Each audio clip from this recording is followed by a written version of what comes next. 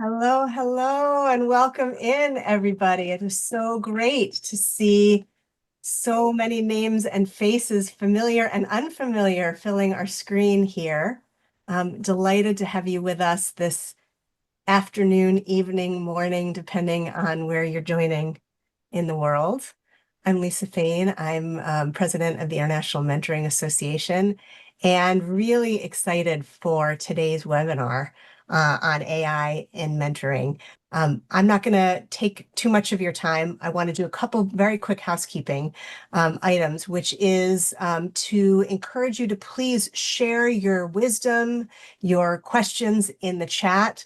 Alex, our moderator, and myself will be monitoring those and make sure that those get answered. We also know that in the spirit of mentoring, there is collective wisdom here beyond just what our panelists are sharing. So if there is something that you would like to share that you think will contribute to the conversation, please either share it in the chat or raise your hand and we'll make sure to call on you so that we can all benefit from your wisdom as well. I will stay tuned for the end for some information on what's upcoming at IMA. And with that, I want to just introduce you to our host, Alex Richardson. Alex is a board member at International Mentoring Association. He's joining us at the crack of dawn from Brisbane, Australia. He is a leader who blends best practice mentoring with technology to expand mentoring's global impact. With over 12 years experience, he's guided initiatives that reach hundreds of thousands of people worldwide. He's the former founder of Art of Mentoring. As I said, he's a board member at IMA, and he continues to champion research-backed mentoring frameworks that empower people and organizations. I know I've personally learned a lot from Alex when it comes to AI and technology and mentoring, so I am super excited, Alex, to welcome you, to thank you, and to hand the reins to you. Thanks so much, Lisa, and welcome everybody. I'm really excited for today's discussion with Ruth and Seema. I will introduce you to the panelists that we're going to be discussing AI with. So Dr. Ruth Gotian is joining us. Dr. Ruth Gotian is a Chief Learning Officer and Associate Professor at Weill Cornell Medicine, recognized globally for her expertise in mentorship and leadership development, named Thinkers 50's #1 emerging management thinker and a top voice in mentoring. She's been featured by Nature, WSJ, and NBC, author of The Success Factor, The Financial Times Guide to Mentoring, and the upcoming Mentoring in Healthcare. She translates insights from Nobel laureates, astronauts, and champions into actionable strategies for success. So welcome, Ruth. Thank you for joining us today. And also we have Seema Alexander. Seema Alexander is the founder and CEO of Disruptive AI, helping CEOs and founders harness AI to reimagine and scale their businesses. A former Fortune 500 executive turned growth advisor, she has guided companies to up to 100 million in revenue and growth. She hosts the AI CEO podcast, co-chairs DC Startup and Tech Week, and created AI Business Con launching in 2026. Her keynote, Why AI is Bigger Than the Internet, has inspired leaders worldwide, and her mission is to empower 1 million CEOs to lead boldly in the AI era. Well, thank you, everyone. We're very lucky to have these panelists with us here today. And I'm personally very excited to discuss the impact of AI in mentoring. There's a real convergence of technology and mentoring been happening over the last decade or two with a lot of the mentoring softwares that are in the market.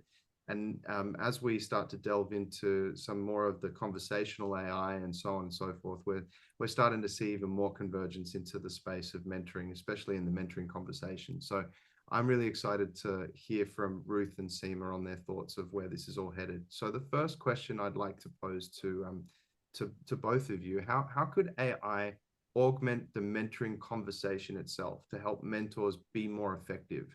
Could it help mentors improve faster or even offer real-time support during live sessions?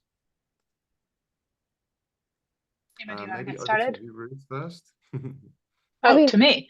Go for it. Go ahead, Seema. No, go, Seema. We'll get it straight.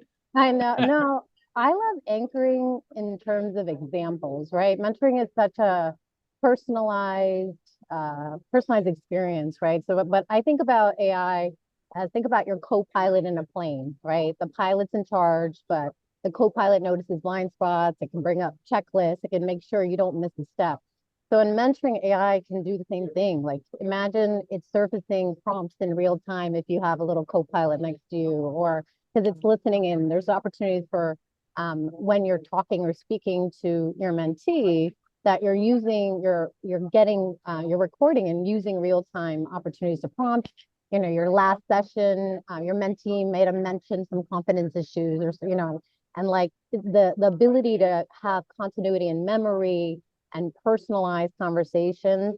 I think there's so much opportunity that we see in other industries like healthcare that are also similar, where they're providing like doctors, like I would call it like whispering in your ear, giving you additional information real time without interrupting human connection, just to make those conversations more pertinent, better, personalized. You know, those are just like some ways that I think mentoring, and again, I was trying to give some examples, Ruth, but I feel like once you go in, I'll go in a little deeper on some other opportunities.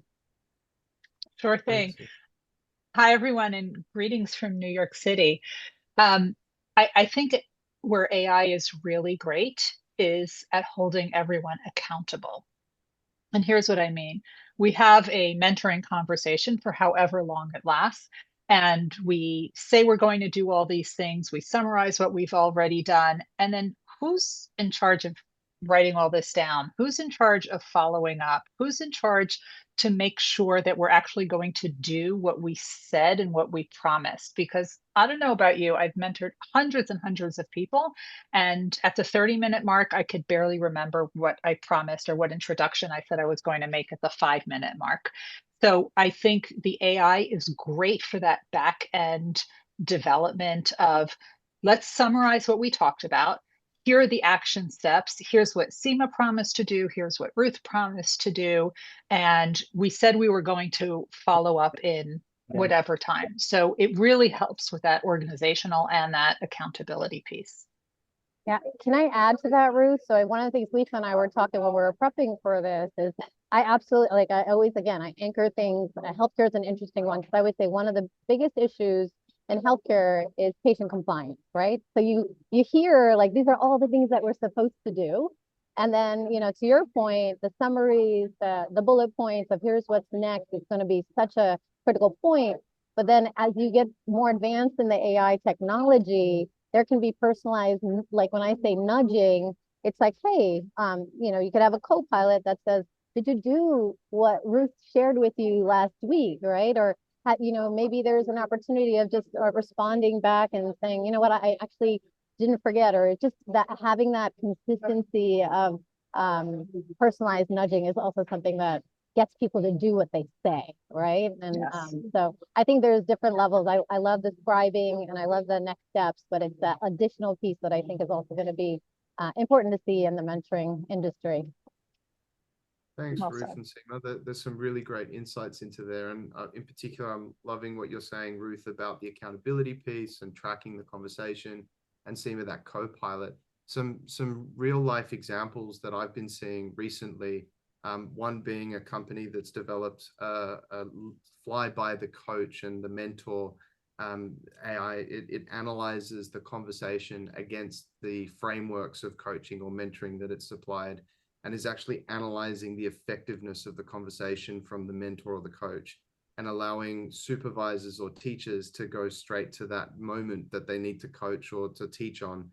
So helping mentors get better faster in that way, that co-pilot, like you were saying, Seema, is a really interesting space that it's heading towards as well. So there's some really exciting spaces that the AI could take this. And one of the things I'm particularly excited about is the access to information or frameworks, kind of like what you were saying, Seema, around the ability to prompt and have in the conversation prompt to actually get those frameworks that maybe you might not have if you're just starting out mentor or coach, that you haven't done that sort of research or learning yet. So getting access to some of those techniques and frameworks are really powerful in those moments too.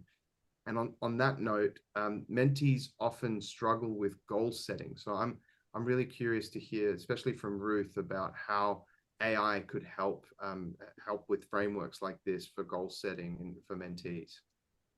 I think this is where the goal setting of the AI piece, and I really think if you haven't yet used the audio function on the AI tools, I strongly encourage you to use it because it becomes this conversational partner. You could have this stream of consciousness, which will then be typed out and summarized, and then you continue to have this conversation.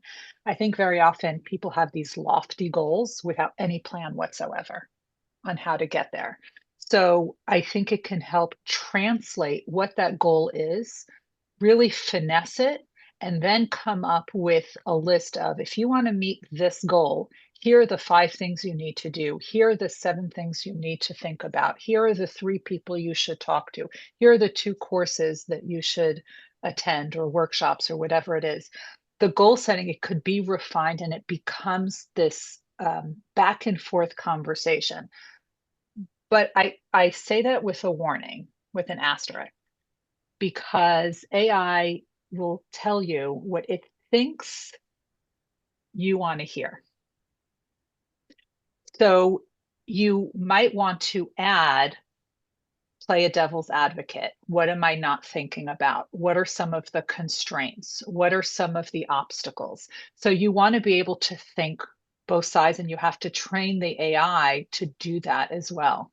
But again, at the end of the day, what I always say is that AI will give you the information, but it's the mentor who gives you the wisdom. Thanks, Ruth. So we're also hearing more about personalized AI assistants, like Siri's update is becoming more personalized from what Apple's telling us, for example. From Seema, from your AI vantage point, what does true personalization look like? And how close are we to being able to use that in mentoring and help personalize the journey for mentors and mentees? So I'm going to give you an example of what I do, because I do a lot of talks and just in general, like thought leadership. And what I do is I record a lot of my conversations. I have actually a wearable called Applaud, Plaud. And so I upload it in what I'm considering a micro language model. The things like ChatGPT, Claude, Gemini, they're large language models, right? They have billions of inferences that have been put into systems to, get all the information out. But when you think about personalization, it's about content and context of what you want, right? Of what you're thinking about, or what to point the goals, what you've actually done, the tracking. So even in ChatGPT, you can have something called projects, and you can have a mentoring tab, and to say, hey, this is the goals I've set with my mentor, or as a mentor, these are the goals that I set with my mentee. And you start continuing to add context about these conversations about if you're a mentor, about this is a session in our mentee session. You can incorporate, as long as you have privacy settings and other things, incorporate the recording of that actual session, for example, and you can create your own RAG models, your own AI agents to ensure things are encrypted, and if you feel much safer in that sense. And so what it does, it just brings a level of continuity, and the more you're prompting, the more personalization is going to be in those conversations. So you can say, hey, Sarah promised Sarah's goal is to get a promotion by 6 months from now. In our last session, here's our various sessions that we've uploaded. And it just becomes this, like, I think to Ruth's point, it's like you forget all the things a lot of times that you're said in every one of the conversations. And once you're starting incorporating these files and the conversations, you have a system that doesn't forget, right? And so the memory starts to create some personalization in terms of strategies that you can share with them. Or if you're, again, a mentee, it's here's the next steps, here's what I've done, here's the progress. I can, so the more content and context that you're able to provide, and what I call an AI agent or a ChatGPT project, depending on what the tools that you have in place, the more personalized your experiences can be as you're prompting an agent or one of the AIs that you're part of. Ruth, do you have any thoughts on that specifically, either from your perspective, what you've seen?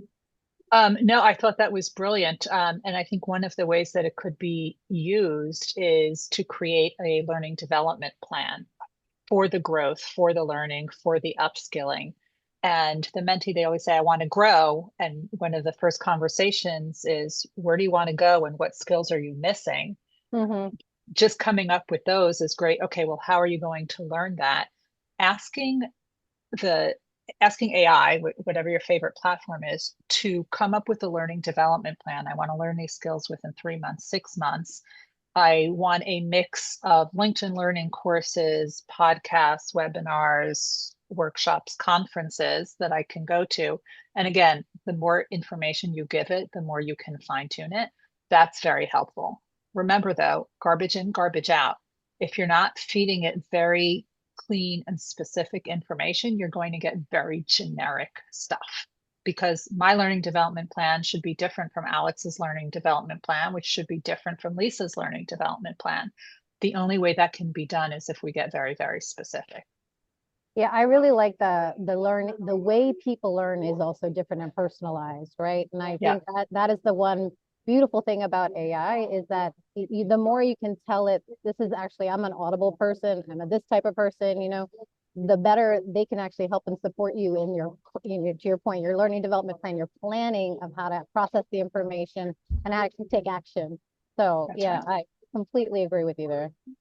Yeah, I really love where the conclusions that you're both drawing there. And I've actually seen it in practice in some of the mentoring softwares and other people's mentoring conversations where they're feeding it, as you said, the context, the goals that they're actually setting for themselves. Like, I want to become a better leader, or I want to get into the leadership suite. And that's it within the next 5 years. And then asking the AI to help them build some frameworks or some activities that they can work on with their mentor to actually develop their leadership style or something along those lines. So actually giving it that context and that framework means what you often see in formal mentoring programs is there'll be 30, 40, 50 resources that are distributed to the entire cohort of mentors and mentees. And it's up to them to then sift through all of that, go through all the training, all the information that's available to them. But this dovetails nicely into a question that one of the participants have asked, actually, which is around could AI review the recording and the mentoring agreement and the goals and so on, and suggest an agenda for the next session, for example, or help with the actual progress of the mentoring relationship or conversation in that way, do you feel? 100%, it can do that and more, Alex. I mean, going back to your input in the beginning around adding frameworks, like in terms of like, it depends on your mentoring style as well, right? And so that's like what it's made for, like, and so in a sense of like right now, I was working on another project and I was like, I have a transcription of a recording of a meeting that I was just in. And obviously there are tools out there already that create agendas and next steps and other things of that nature. So in sort of the basic foundational things, everything that you're asking can be done. You can add on top of that, again, going back to training the model. So if you want your mentee trained in a certain framework or in your proprietary process too, that's also really important because I feel like mentors can have their own process. They've been in the industry 20 years, like, and they're like, this is my framework. And you can train the model on that. And then again, it would be much more personalized for the outcomes once you start prompting it those types of questions. Thanks, Seema. And then another question that's come from the audience is, how do you develop the prompting language to maximize your use of AI to enhance mentorship experiences and ensure multiple perspectives, not just confirmation bias? So that relates back, Ruth, to the asterisks that you mentioned earlier. Maybe do you want to elaborate on that? I can't, though. I think Seema is the expert on that specific. This is where I think AI is not one and done. You don't just give one prompt, get the solution, and then we're done. Use it as it's a continuous conversation where you get more and more specific. And you say, I am concerned about whatever bias that you have. What am I not thinking about? What are some of the things I should consider? Tell it what you're concerned about and ask it to flag certain things for you. And it can do that. And then you have this back and forth conversation that could really prep you for those things. Yeah, I mean, I agree with you, Ruth. I mean, for me, confirmation bias, it's almost like you want to play devil's advocate. I think you brought this up earlier, right? Because you can easily say, okay, this is I'm trying to do, I don't know, get to a promotion. I'm trying to do this. And even this is what my mentor shared with me. But honestly, like the more you can say, okay, is this the right plan? Is this some things that I need to be, are there other things that I should be thinking about that I haven't thought about? Are there other people in this role that have gotten to this promotion that you can help me compare about strategies that they may have come up with, right? So there's a way of continuously not only prompting, but I think it's also the way the agent, whatever tool you're using is trained. And I think that's part of this too. It's not all of these tools are made equal. So if you're just using ChatGPT or one of the large language models, there is inherent bias in a lot of these large language models. And I think Ruth, you brought this up early on around chat, there's a experiment. I think it's very interesting. There was a futurist on my podcast that talked about, if he put in this experiment, I have a live chicken on my back. I'm going to go to Times Square and I need 5 strategies to do X, Y, and Z. And it was something ridiculous. And he put in ChatGPT and ChatGPT said, you know what, here's 5 things. That's like a great idea. Here's 5 strategies to help you get there. What's funny is that then he put the same concept in Claude, which is a French-based large language model. And Claude said, that's a stupid idea. I would not do it. And there is, and just so you guys know, it's just like the reality is even in these models, there is inherent bias in the way they're trained and built. And I think you have to make sure that everyone understands that it's not everything is the source of truth. So for us, that's why we like creating custom models, training and fine tuning to a specific topic, to content and context. So it doesn't, not just the word hallucinate is not the right word, but, take somebody the wrong direction when, you want to make sure that, I know confirmation bias is a little bit different, but there is no bias in your approach, even when your mentor or mentee is using the tool, if that makes sense. I don't know, Ruth, if you've thought through that. I mean, have you have any concept ideas around that as well? Yeah, ChatGPT is a great hype girl. Yeah. It'll boost you like no one else can, because it tells you what it thinks you want to hear, which is why you need to say, what am I not thinking of? What are the red flags? The other thing is whenever it gives me information, I always ask for the source. Always. And look, I'm an academic, so I need the data to back things up. And we're 50-50 on some of these AI. Sometimes they'll say, I can't find it, which means it made it up. And sometimes it'll give me a source, which is really just somebody's opinion, which that won't work. So I keep saying, from a reputable academic journal found in PubMed, or the more specific you can get, the better it is. And I found that really helped me get over that hump. Oh, I love that. One tool I'll add to that I find better than ChatGPT in terms of traceability is Perplexity. If you guys are familiar with that large language model, but they do a very good job of adding all the resources, and they're not as loosey-goosey as some of the other large language models. It's definitely a tool that should be looked into.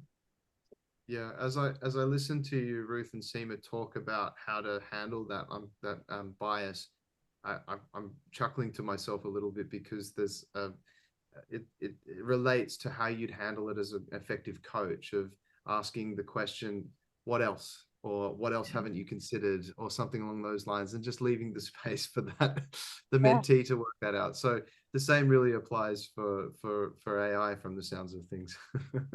Yeah. My favorite question is, what keeps you up at night? Yep.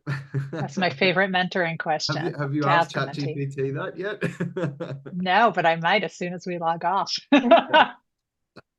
Can I add one insight to some of the previous conversation? Because I think what also AI does, it can capture sentiment.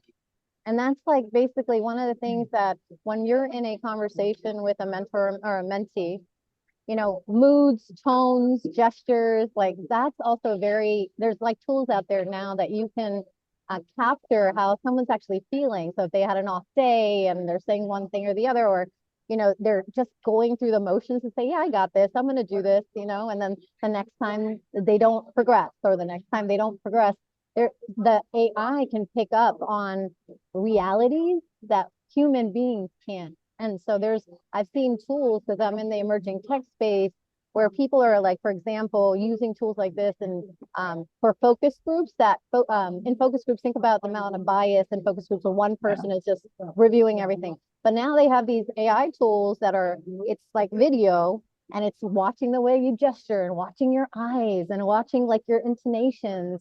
And that's really interesting research and work, because you're like, okay, this person's serious, or the reason they haven't taken action is because maybe in a way, maybe they're lying to themselves. Maybe they don't want that promotion. It's really interesting analysis that, again, if trained properly, you can use these AI skills or AI tools in these new mentoring models.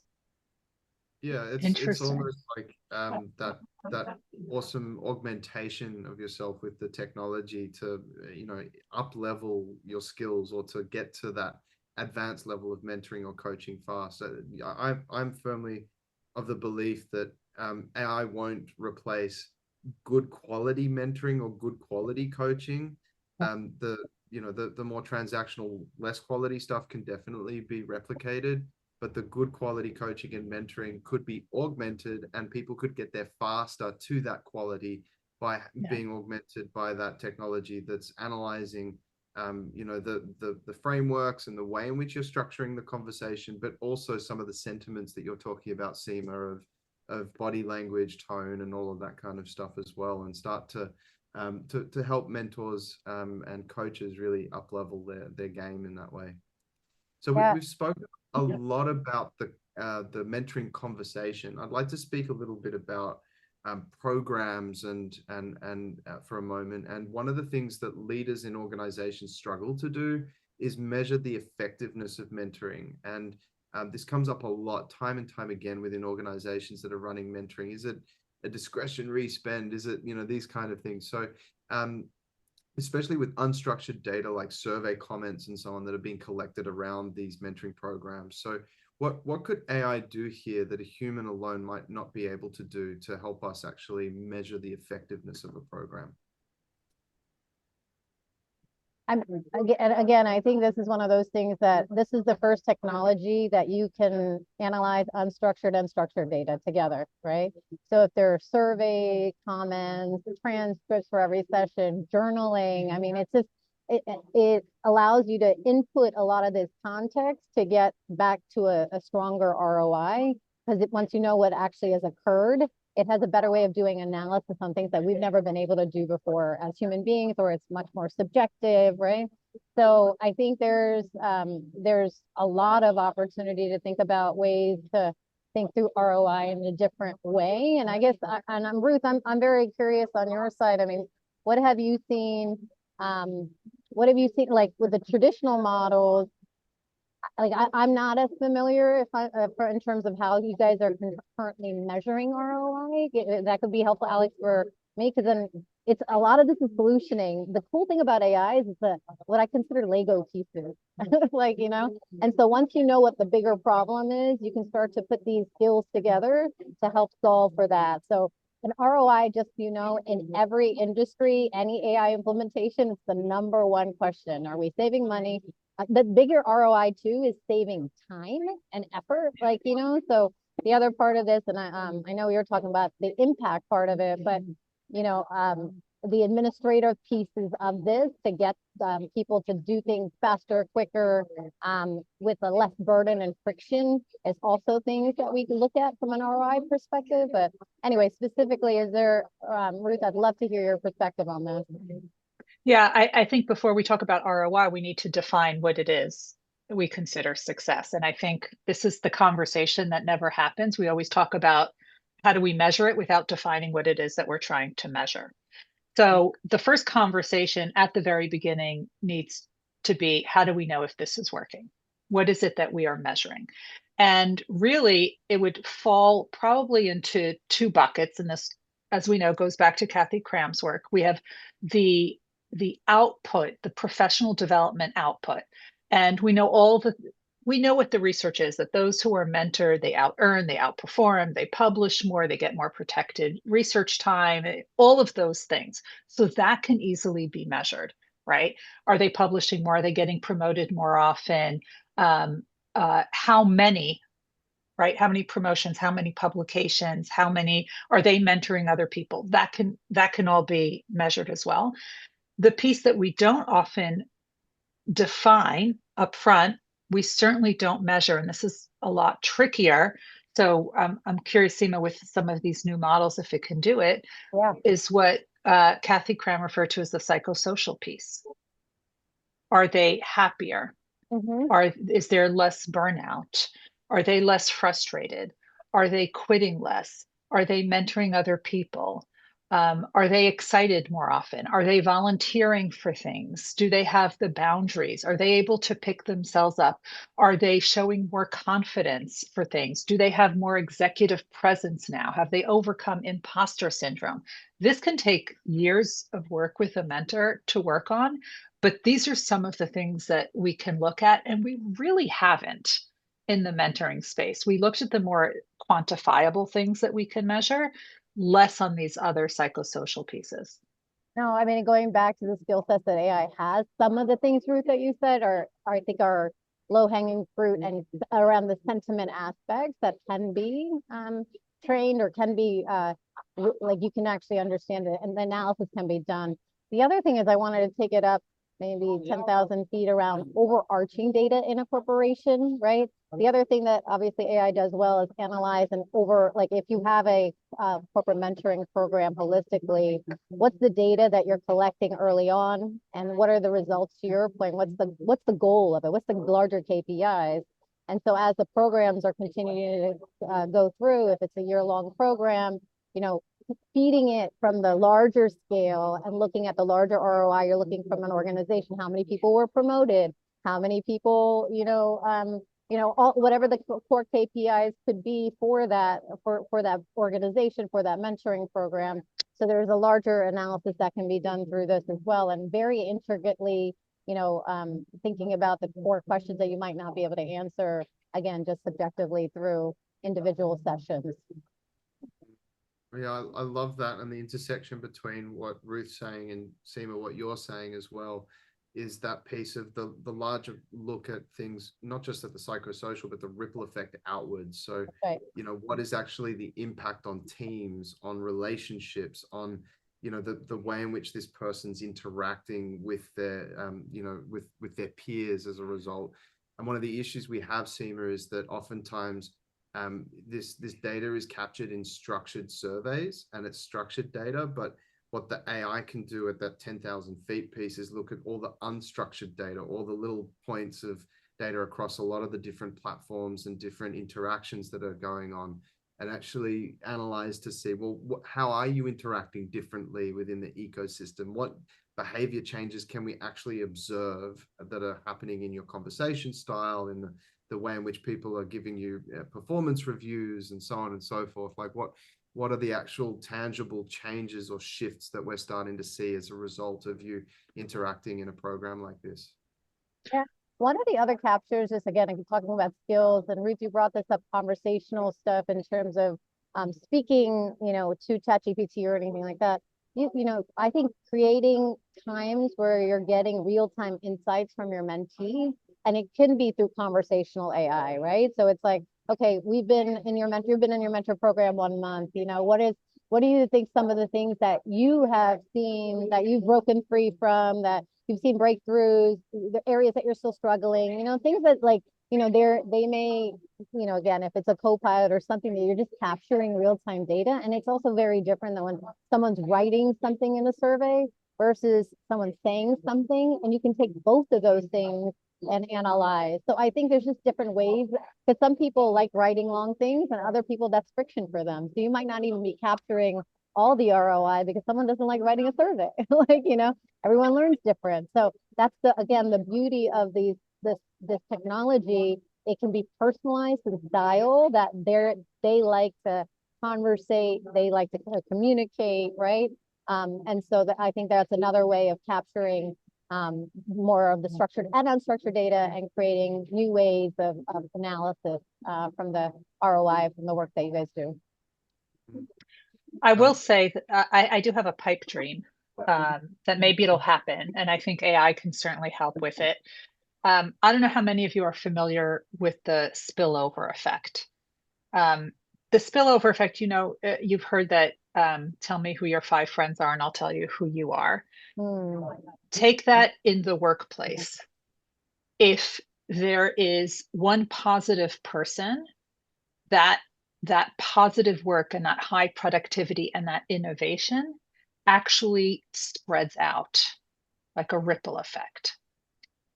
When there's a toxic person, that ripple effect actually goes a lot further, that negative ripple effect. And I've always been curious, if we know that those who are mentored are more productive and more innovative and get promoted more often, et cetera, what is the ripple effect? What is that spillover effect on the other people on that team, in that division, in that department, in that organization? And I bet AI can help us measure it. Probably not yet, but I think we're headed in that direction. Yeah, really interesting point. We've had someone from the audience say, I find the sentiment stuff really interesting, and I'm curious whether or how it will be sensitive to cultural differences in body language, intonation, etc. That cultural bias could be problematic. Yeah.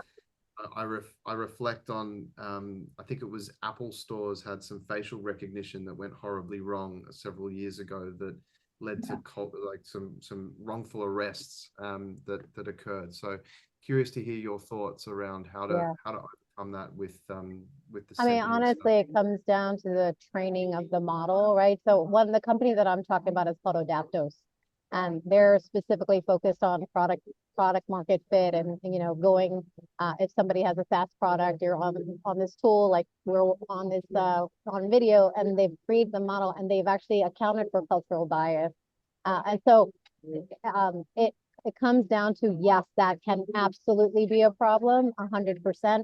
The fact that that's already been identified, that's called responsible AI. And anytime you're creating any tool sets, and the thing is, like, some of these tools are not out there in the mentoring space. There's an opportunity to create new tools in the mentoring space, knowing what you guys know in terms of the pain points and the opportunities.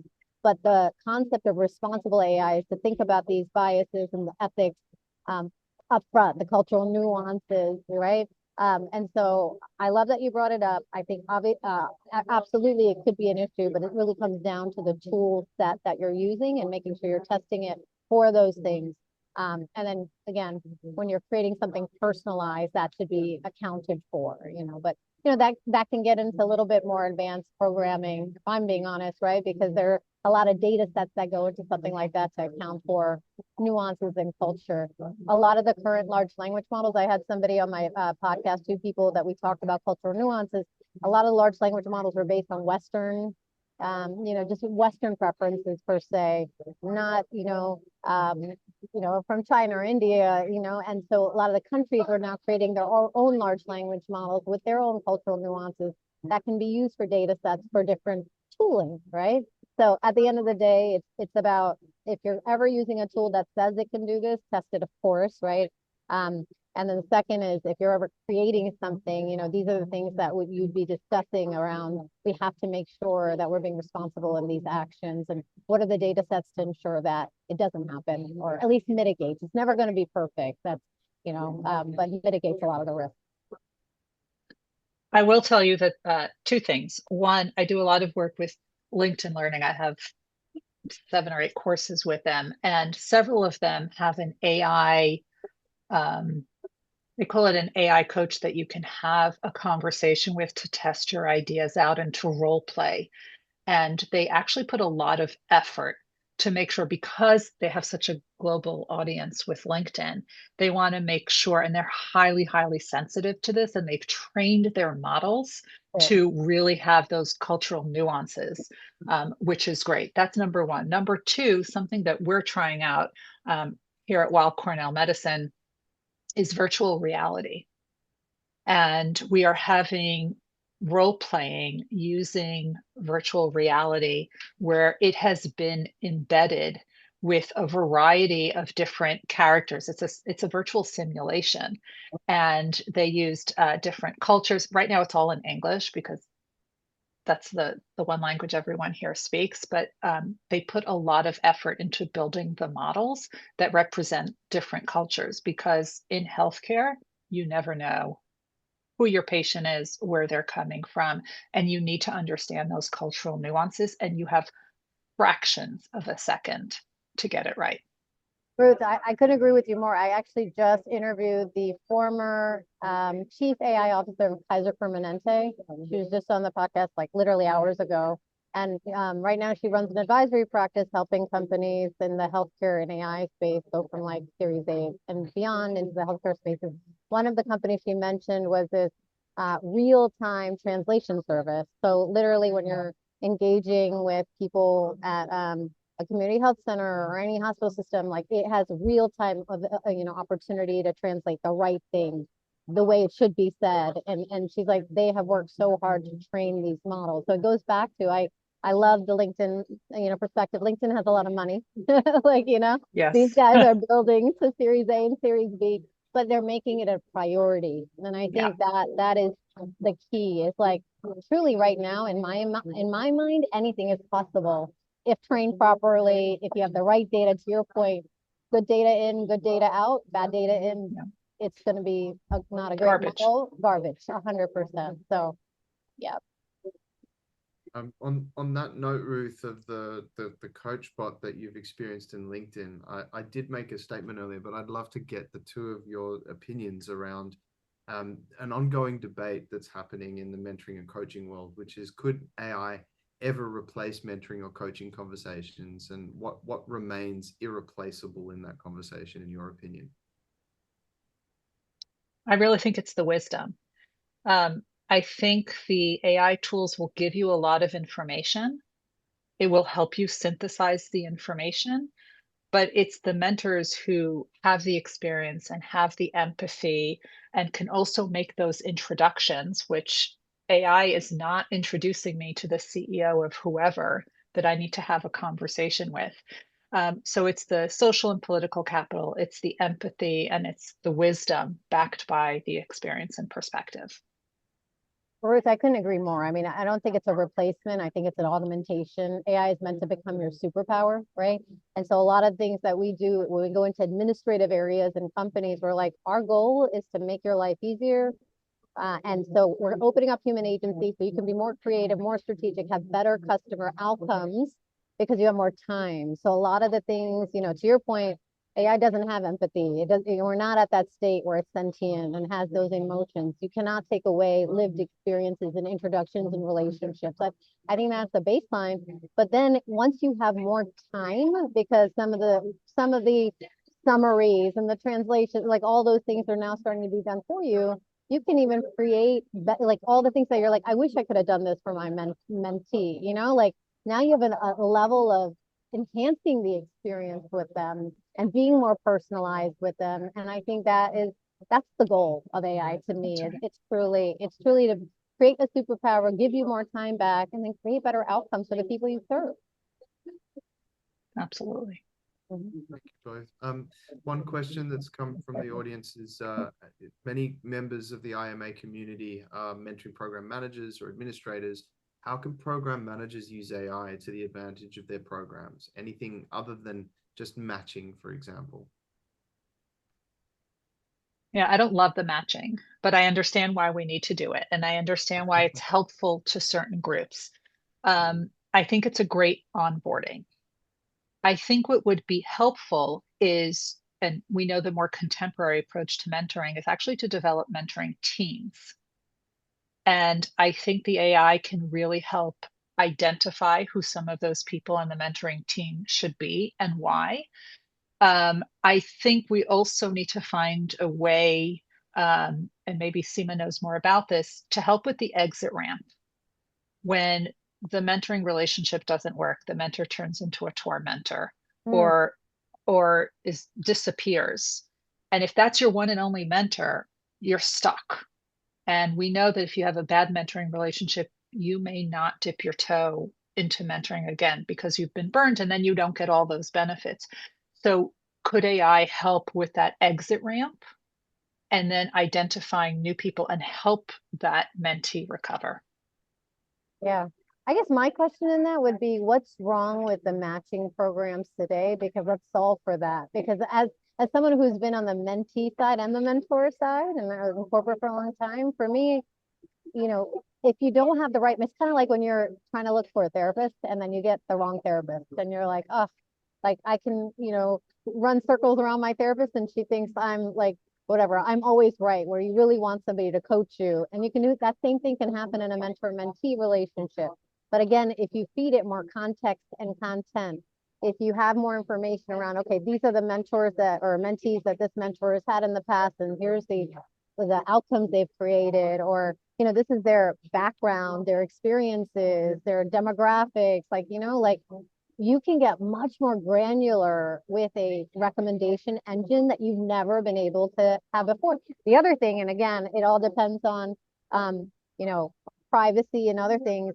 The way we have created recommendation engines too, depending on the industry, like you can even look at public sentiment of how this person is talking on things like social media and other things. So there's just a lot of data inputs today that you can enhance those recommendations to be much better than potentially where they are today. So that would just be my thought, because we've just worked on a lot of recommendation engines that, with the different data sets can take that current process to a level that really could be impactful.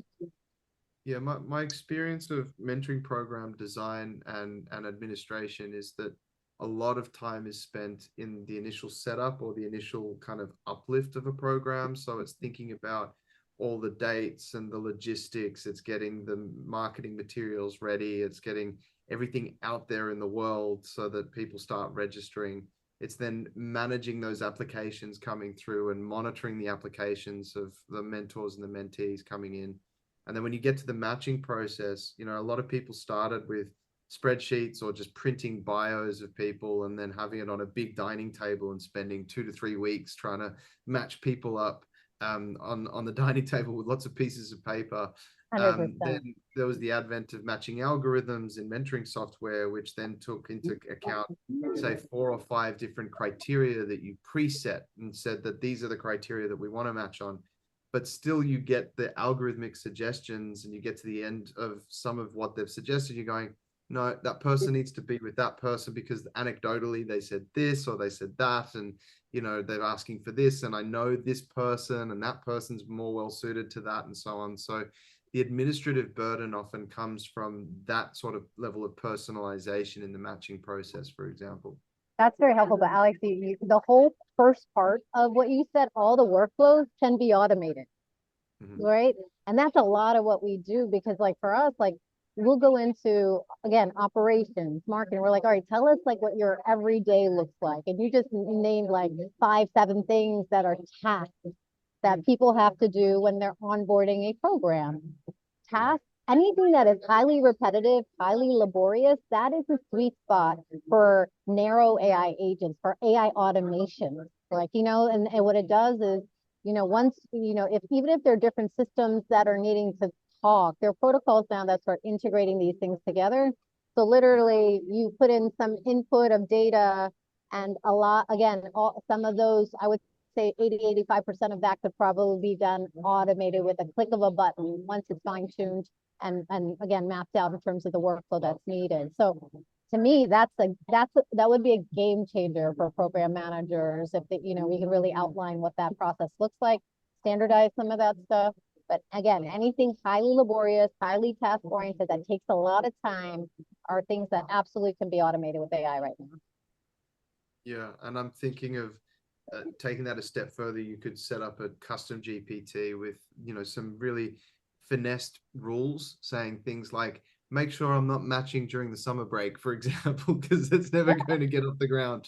So some of those nuanced things that you just know are not going to work, and having them fed into the RAG model, to begin with, so that it doesn't suggest something that isn't going to work from the get-go as well. We do 100%. we do have a question from the audience saying, how do we handle confidentiality? So let's say a mentee and mentor agree to register their conversations, then get a report, then work on this through AI. Is there a risk for the organization or for the mentor or mentee as a result of them uploading their information? So again, I don't know what tooling each organization is using, but they're enterprise versions of these tools. And if anything, creating a specific personalized co-pilot if for a mentoring program is probably smarter, that has encryption and privacy associated to it. So it's not, especially when you're working with large corporations, I mean, people are going to share insights that are personalized and you don't want any breaches in privacy. So yes, like, I think, you want to be really smart that you're not just putting it into chat, just like what we say, without any governance around this stuff. There's something called shadow AI, and a lot of corporations are realizing this. Without a governance policy, like their employees that are putting in data about their customers and things that aren't just public ChatGPT, and you're training the model on a lot of that stuff, right? So it's going to come down to the tool, enterprise versions of it, security, privacy, encryption, all important, but at a minimum, you need an enterprise version for some of the privacy settings. Yeah, Ruth, I think you bring up a good point. Yeah. So in healthcare, they've actually shut it off, all of our computers, because they're so concerned that people will put in patient information or other confidential information.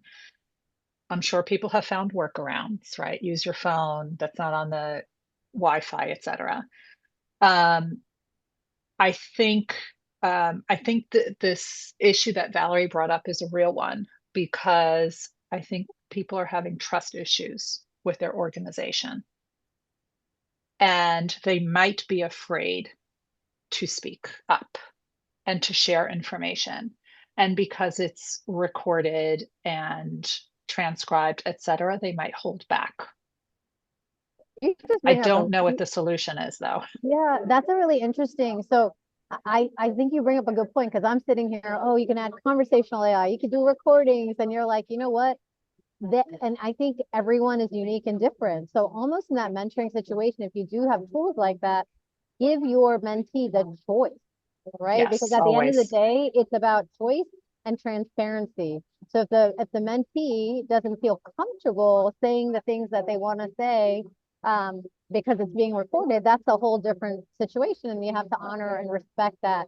But if you can reframe it to say, hey, the more we record and we have the content and context around what we're doing, the more personalized we can make our program with you, so they see the benefits of it, then that's a different conversation. So I love the juxtaposition of like both sides, but it really comes down to how that person is going to interact with the tools and how they perceive it either benefiting them or not benefiting them. So that's a really good point. Yeah, it's interesting. For better or for worse, it does seem to be that people are feeling like they can trust AI more, and they are letting down some of those guards or those barriers. I was speaking to a psychologist friend of mine recently who was saying that she starts the conversation asking her patients, how's your conversations with ChatGPT been going? And so that's kind of the first piece, because they talk to ChatGPT on a daily basis. So, it is one of those things that people are starting to let down some of those guards and barriers for better or for worse. But as a program administrator, it's worthwhile thinking about that and what governance you want to put into place, not just to protect the organization, but the mentors and the mentees who are in the conversation as well. As a PSA, I would consistently put a disclaimer that you cannot fully trust your AIs right now, right? They're definitely flawed. I just did a talk about AI and children and innovation and policy, and it's like the kids are just like, they think it's a source of truth. And I think that you probably know, again, anchoring it to another industry, but there were lawyers that were going into ChatGPT looking for cases again about like to be able to present in court, and ChatGPT came up with fake cases. It wasn't a real case, or it was hallucinated in some capacity where they did present it in court. And the judge was like, this is not a case. I don't know what you're talking about. They got disbarred, right? So everything right now needs to be about, don't trust, verify. Like, expect, and that before it was trust and verify. To me right now, it's don't fully trust, you just verify it, right? And it goes back to what Ruth was saying around traceability and knowing your resources. But you also got to think about when you're Googling today, some of that is subjective too. That's not all trustworthy information either. So again, if you're using the right tools and you're just doing your due diligence, then you should be better. But you can't just have, hey, ChatGPT is 100% right, because it is not. Yeah. I want to just chime in as we wrap up our time today. I have pages of notes, much of which is illegible. So thank God for recording and AI.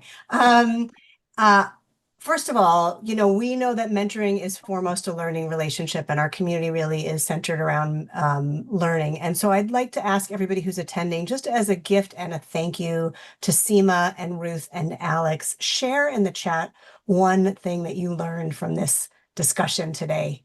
And we can all benefit from that joint learning. And a special thank you to Alex and to Ruth and to Seema, who said yes right away and with the generosity of their time and their wisdom. And it's really something that this community and those who are committed to connecting and to learning and to growth, they are three people who really walk the talk. So thank you all so much. Really so grateful for your time and your wisdom. I want to just share a few upcoming events. We have been having so much fun at our monthly coffee chats. Come join us, members, non-members, it doesn't matter. Anyone who is interested in these topics, they're at 10 a.m. Eastern, which I know is not always the best time for those who are not here in the US, but please do join if you can. They're so generative. There's no agenda other than an overall topic. And they've really been wonderful. And I know very inspirational to me and to others who've been on the call. So I hope you'll join us for that. Our next webinar is at the end of October, October 24th, with our board member, Carol Peltier Radford. She's going to be talking about intentional mentoring using a protocol to guide mentoring conversations. I've seen much of the content and it is wonderful and practical, and I think you'll find a lot benefit. And we are quite excited with the launch this week of our conference website for IMAconference2026.com. Please check it out. Please come register early. I would like to say register often, but we'll just hope for register early and join us in May in St. Petersburg, Florida. Our biennial conference happens every 2 years, and feedback is always that it is really just a wonderful, wonderful place to be. So I know that it is quite late for some of you and quite early for others of you. I want to give you the gift of ending on time as a thank you for joining us here. And again, thank you so much, Seema and Ruth, for joining us as our panelists, Alex for hosting. And I wish everybody a wonderful rest of week and hope to see you all in May in Florida. Be well.